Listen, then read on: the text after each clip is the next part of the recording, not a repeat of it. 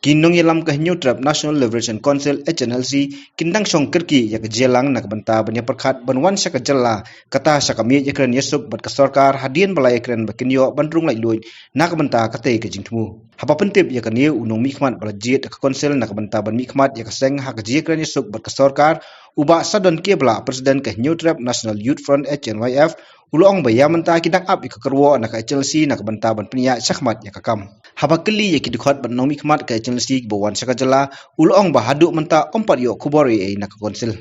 Ini begini kita long window siang jadi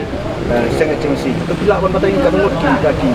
Jadi orang bahas HLC pelai dan sini apa. Jelas ni. Tokat kum ka bangal ada beli atau ke press conference menakali kata kalau ngidang ya keren ya ke passage.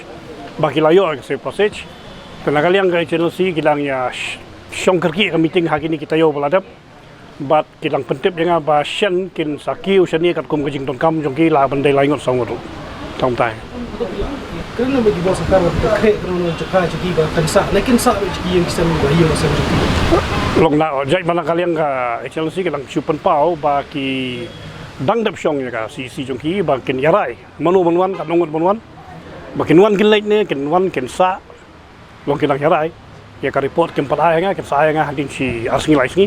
dengan sponsor kita ke report syaka sarkar bat ingin saya pendapat pat komuji syakap Kat kemuji su jumpi atau merupakan nikmat tu san parno.